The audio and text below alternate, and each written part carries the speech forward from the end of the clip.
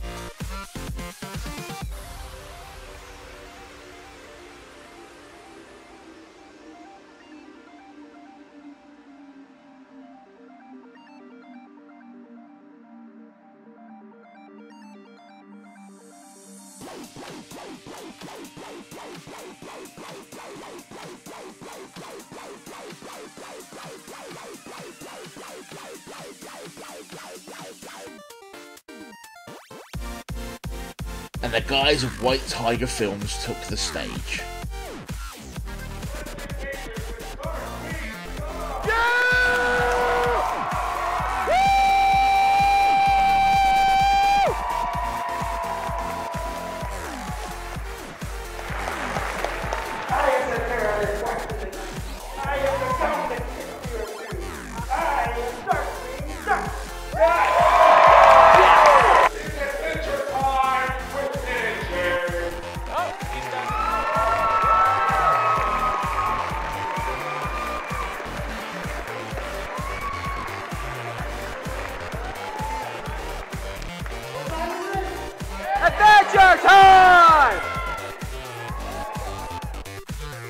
So did Zin Studios, who just happened to walk away with the Best Group Cosplay Award.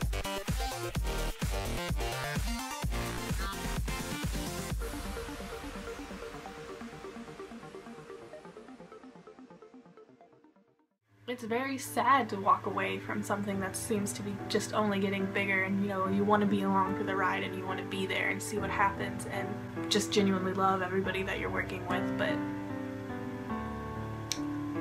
I love Devin more. I'm willing to go wherever the army takes him, even if that means I have to miss things back home. This is Viva La Cosplay.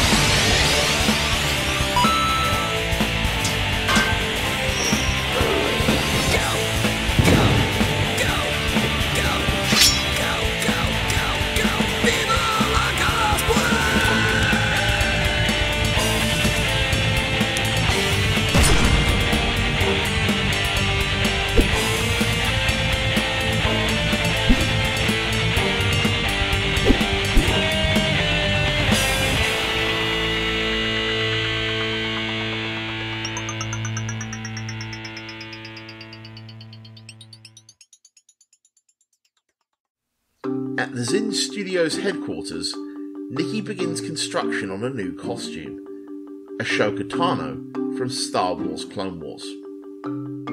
Okay, so I got started on my belt and I was very happy with it. So I put it on and then I made a loopy. So I gotta unglue it and re-glue it. So I'm working on Ahsoka's piece. What I did was I had the wireframe already built and I just put duct tape on the outside. And then I put duct tape on the inside because I put it on my head and it stuck to my hair and it was a really bad mistake. What I'm doing now is I'm taking the Model Magic and just placing it over top. Just an update on my Ahsoka head. It's looking a little sad. It's dried and cracking a little bit, but I'm not going to freak out about it. Gonna fill in these cracks with a little more of the magic mold, bulk it out a little bit more, and probably do a full layer, something else on top. I haven't not decided yet. And then sand that down and paint, and hopefully it'll be good to go. It was a little sad to see how cracked it got. But luckily enough, like, the base was strong enough to keep it, to hold it on there, even though big sections. Sam says it looks like a map. Jessica decides to upgrade her Queen of Pain armor. Okay, so I've been working on upgrading my Queen of Pain armor. I made it out of foam and then just sealed it and spray painted it for Wizard World, and doing it like that, the paint can sometimes crack if it bends, which I wasn't super happy with because I needed it to bend. So I went over to the dark side and we got some Worbla. So I'm covering all my pieces in Worbla. You place it over it, heat it up with a heat gun, and then it forms to all of the little edges, the designs that I had made. So I used the original foam pieces that I had used before and just covered it up because I didn't want to do any extra work. Then I covered it with wood glue to try to make it not so bumpy. I did about 3 to 4 layers. A lot of people use gesso, and then do several layers of that, then sand it down, and that just was going to be way too time consuming. So I went this route. The top layer of wood glue, I mixed it with water and just kind of wiped it all over with my fingers, so it's got a fairly smooth surface. So I'm going to be spray painting now. This is the paint I chose, Rust-Oleum in the red. So all of these pieces, except for this piece, are going to be spray painted red, and then the raised edges are going to be gold. This piece will be black and gold.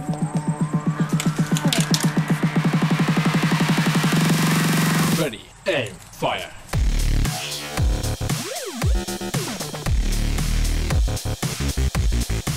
Hey guys, so confessional time. I must apologize, I've been terrible about filming for my Star Wars costume, because to be honest with you, I haven't liked what I've been doing, and I'm the kind of person that, like, when I make a costume, I need that reinforcement. I need to see and like what I'm doing, and I need someone to tell me that looks sweet. So now that's out there. Earlier I had originally decided to do Darth Revan, so spoiler alert, I actually don't like Star Wars that much, don't hate me. But we're doing a big group, so I was looking around at characters, and like Darth Revan, he looks tight, I'll do him. And when I started to work on the costume, I don't know, I just wasn't feeling it. So I kind of stepped back and said, I don't like this costume. It was just too simple for me. I don't know what it was. I just didn't like it. So I kind of said, oh, okay, let me see what I can do. So I was gonna do, I did do the armor set that my character uses in the MMO Star Wars: The Old Republic, and I pretty much made it head to toe. So really, all I did, it's just I made the pieces, I glued it right to his shirt. I mean, it looks pretty cool. What I was working with was kind of a weird concept, so I kind of winged it. It's kind of supposed to be like an organic kind of bug leg. Looks okay. The belt looks sweet though. Look at that belt. That's so legit. But the real reason why I kind of stepped back, and this is definitely something that's important, is to be perfectly honest. I don't like the way I look in it. I just think I look chunky. To be perfectly honest, I don't like it. I put it on, I was like, ugh, I can't do this. And I can't really redo costumes. Like, when I do a costume and it doesn't come out well, it's dead to me. Like, I can't do it. It's done. I can't redo things. I don't know how Matt redoes Dr. Doom. He's ridiculous. So I was like, that's done. And so I was talking to my friend, and he was like sending me pictures of different characters. And he's like, so he showed me this bounty hunter from Clone Wars. I'm like, that looks sweet. So I'm officially doing Mr. Embo. Too close. Too close! Embo was a cool character. I kind of found him, and like, he has a really weird face, and I was like, man, if I can get that face down, I'll do that. And I really liked the build, so I went super quick, and I didn't get much footage. So that stops now. We start. So I got a lot of it done. Let me show you my fancy mask. So all it is, nice and cool looking. It's just one layer of foam, and then other foam bits I cut out, glued it on top, painted it up. Used some nice lenses, made it look dope. I Velcroed it to a balaclava. It's on nice. Most of the armor is mostly completed. Whoop! Incoming! Chest armor. All foamed up. I just need to paint it now. And it's good to go. It has this cute little shoulder pad thingy. And one last piece that I like a whole lot. Kind of the thing that really makes the character pop is this sweet old hat. It is. Ooh, let me put that down. That's popping out. That's not impressive looking at all. Oh, that's the hat. So in this show, he like rides it like a sled. It's a shield. It's all fancy stuff. But like, this is the thing that really kind of makes the costume go together well. So I'm super happy with Mr. Imbo. So he will definitely be my my official and last Star Wars costume for the 2-day VA-Con. It's coming up. Got about a month to finish this. No problem. Working late into the night, Nikki trudges on thin ice, struggling to complete her Ashoka headpiece.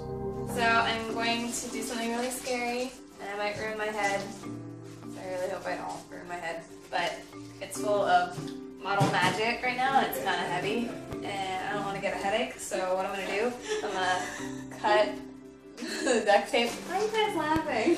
I'm going to cut the duct tape, and then I'm going to pull out all the model magic. And hopefully I won't ruin my head. Yay. I'm so scared. This feels so wrong. I don't want to do this anymore. I'll have a headache. Okay. This is scary. You're like holding Guys, this is a mistake. Yeah, I'm all doing that. Whatever. Because it's heavy, but I have to put padding in and Sacrifice for your art. do it. Do it. Do it because you're gonna have a headache. Peer pressure, peer pressure, peer pressure. It'll affect your con experience, so we don't want that. You can do Don't it. lean on the arms. It's hard to get up in there. That's what she Reach said. up in there. God, this is terrible. Nikki manages to clear out the rest of the inside, making room for padding to support the heavy structure on her head.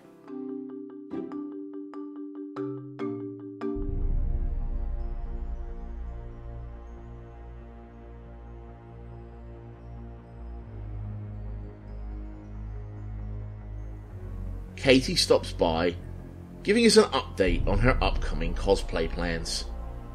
My mind has just not been able to focus on one cosplay, and it is ridiculous. Like, I don't know, I call it CCADD, cosplay costume attention deficit disorder. And I think it hits a lot of cosplayers.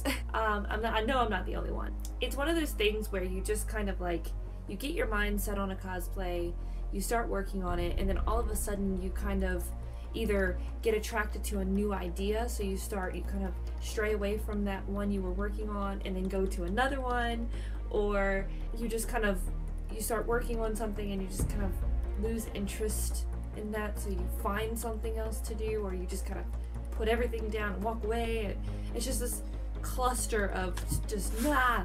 And I particularly had a really hard time for New York Comicon this year. I was trying to figure out what costumes to bring. Jackie really helped me a lot with that because, you know, she had plans and I was able to kind of work with her on some things. So you see Jolteon back here, that's pretty much almost done. I have little minor things to do here and there. And then I have Butterfree over here in this corner that's completely done other than the wings. So I have gotten a lot done. I wasn't able to go to New York Comic-Con due to just unforeseen circumstances that came up that sucked, but it happens, life happens, you know, you move on. So I kind of, everything just I stopped working on stuff for like a couple weeks or a week after I found out I wasn't going to be going to New York Comic-Con. Now I have Jolteon sitting here ready to be finished. I have Butterfree over here ready to be finished. I have Emma Frost that you guys saw me working on earlier in the season over here somewhere.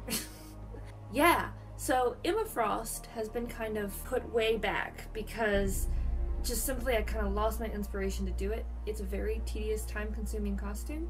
There's not much to the costume. It's just a lot of gym stuff. You know, you're just sitting there attacking gyms and it can get very, very, very monotonous. I put it off to the side. I was like, I need to come back to this later. I can't do this. So Emma Frost won't be happening for a con at this time, and it will in the future, but it's not right now. Jolteon is going to happen for Virginia Comicon. You will see me debut this costume at Virginia Comicon. I'm actually super stoked for it because it's going to be really fun. It's just kind of a really fun creative costume. I was able to put my own spin on it and design my own design behind it. So yeah, I'm really excited. This is, I'll show you, I don't know if you can see this at all. This is like a little jacket I made. It has like a little tail, it has a little like, spiky tail. I did an applique, and then I was able to, with this iron-on stuff called Wonder Under, and it was introduced to me by Jackie, and she told me about it, so I decided to give it a shot. But I made my own applique, and then I went through and beaded around the edge, so it kind of added this cool flair to it, and I really love it. I think it turned out really great. But yeah, it's a caution high voltage symbol to be a little silly touch to Jolteon. And then I have Butterfree, which I love this costume, and it's one of my favorites. It's just so much fun.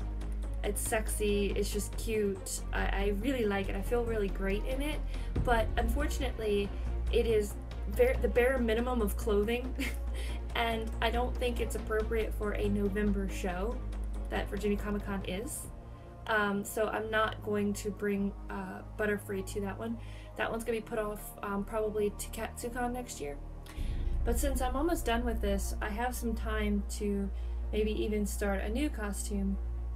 This one will be done within, it will only take me about a week to finish this, less than that.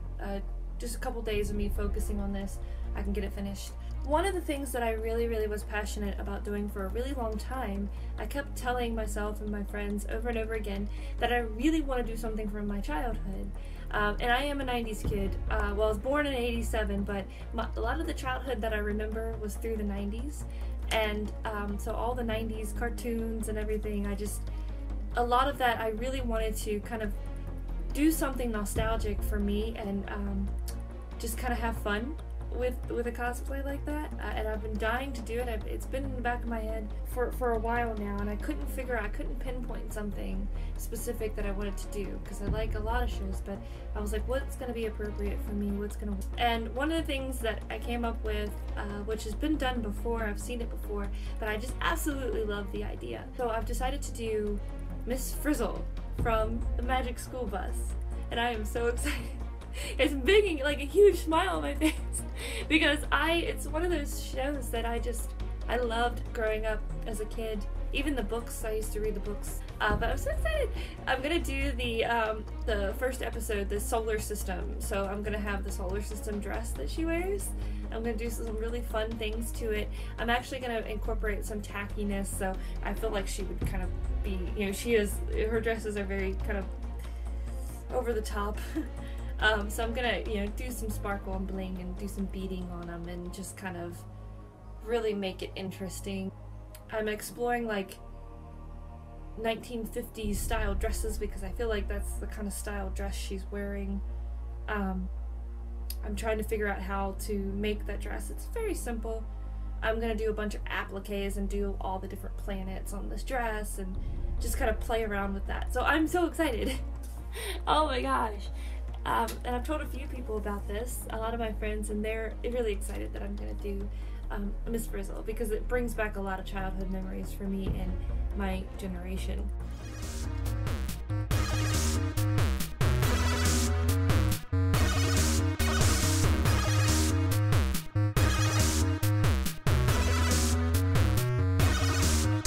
Once again, Rachel has hit a crossroads in her character choice. I have a confessional because I will always have confessionals because I'm me. Pa me tu es not Espanol. Yeah, so like about HK47, I can make him, but I don't think I can make him on time for the end of the season.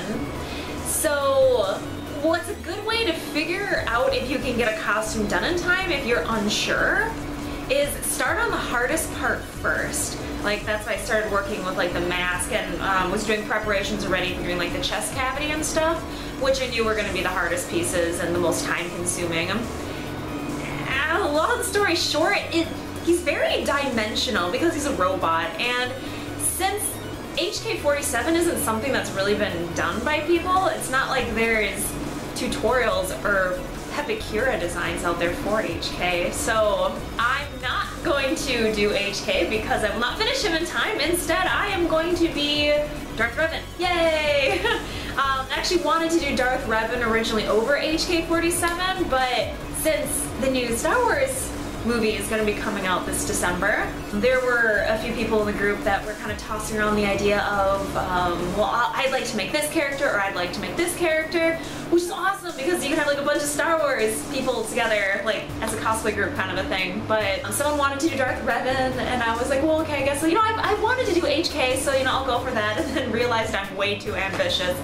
Way too ambitious. Darth Revan was relinquished back to me again because they wanted to do a different Star Wars design and stuff like that, and so yay, Darth Revan again! It is really frustrating. You start working on something and it doesn't turn out at all or how you expected it to be, or again, you just find out it's just not going to be done in enough time for a certain deadline, convention, whatever it may be. The best advice I can give for that is don't let it weigh you down. Find a new cosplay, take it and run with it. Just don't even worry about the stuff in the past, even if it's like, say, the majority of it is done. Like my Sylveon costume I had been making. I was making a Jajinka Sylveon, and that like I ended up not liking after it was done. But the whole outfit is done, but I need to go back and make repairs on it so that I do like it more. I don't know, yeah, I've been thinking about this a lot. Yeah, what do you do though? No apologies though, never make apologies, because, you know, you just take with it, run with it, it's okay. Just as long as you're enjoying the costume and, you know, you can finish it on time. So, yeah, Darth Revan for me now, and I absolutely love Revan, I super do. He's my Star Wars husbando, along with Kylo Ren, General Grievous, and then HK47. Yeah. Darth Revan is just one of those loved characters. It's so good. And then when you make him and you're cosplaying as him, first, no one knows if you're a male or female under there, so it'll still be a cross-play, I suppose, but I don't know, it'll kind of be fun running around as like a guy and being like, ooh, not like guys turn around and do that or anything. Although it is a convention. Conventions are really weird, but they're really fun. Yeah. I don't know. Yeah, that's just my update for that. Really, no apologies if you ever have to go back an outfit. Just set it aside for then, take your new outfit, run with it, have fun with it. It's really okay. So you get to watch me shop later on today. Shop cool things.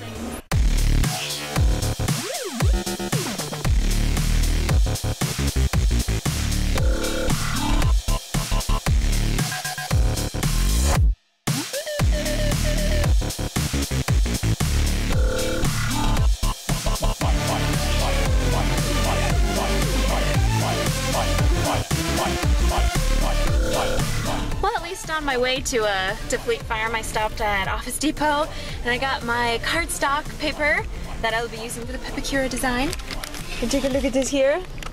So it was like supposed to be like 200 GM and the dimensions are just like one off, so it's like really close. Instead of 200, obviously 199. So you know, if you ever need to buy something that is slightly off for dimensions, it's okay sometimes. Like sometimes it does make a difference, but like paper like this, whatever, it's fine, just a little bit off. But yeah, I was pleased that they had it there.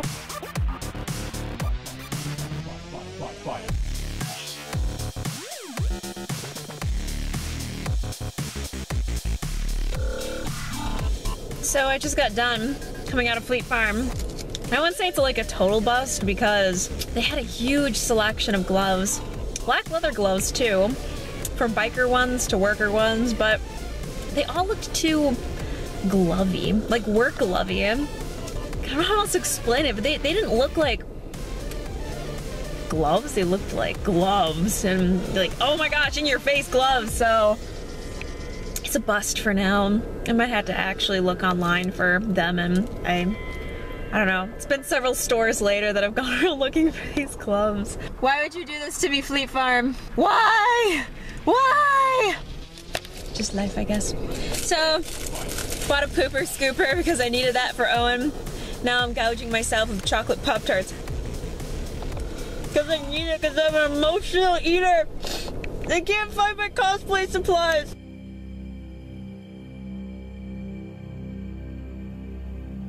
The gentlemen of White Tiger Films fill us in on their final character selections.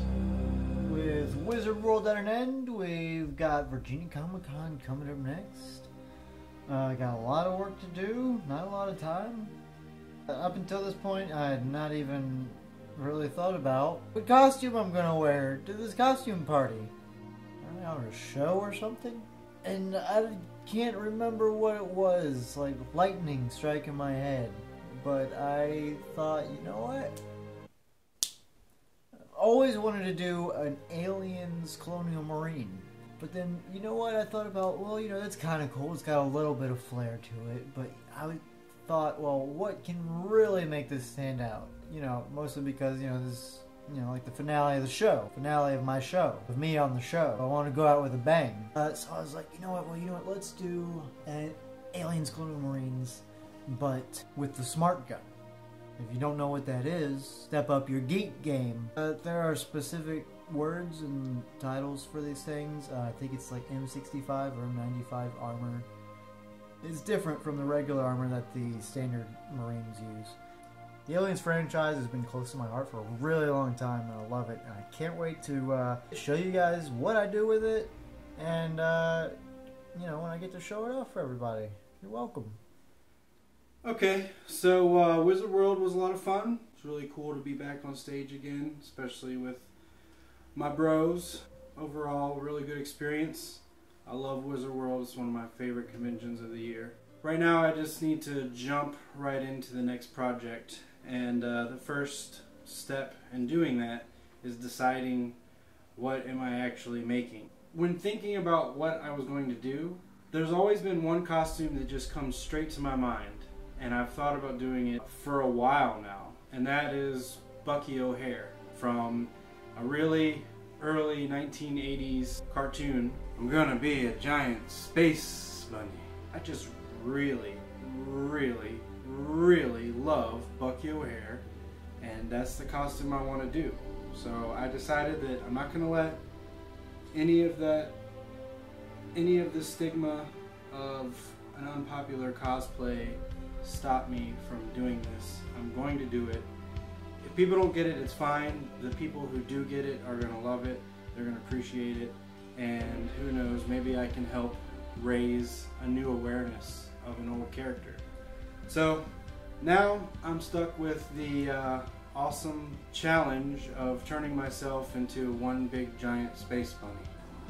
So Wizard World was great, but it's time to put all that fun behind us, because now it's crunch time. We're just really a few months off from the November convention. I haven't started nearly anything for my choice cosplay for the 2-day VA Comicon. You've heard me talk about a lot of different things. The one that really rung true over and over again was Ant-Man, and I would love to do that, still in the future. But in the end, it's hard for me to deny the Bat. We're doing the Dawn of Justice Batman armor from the upcoming film directed by Zack Snyder. I'm really excited because Batman as a costume for me has always been in my heart. I'll always revisit it, and it's the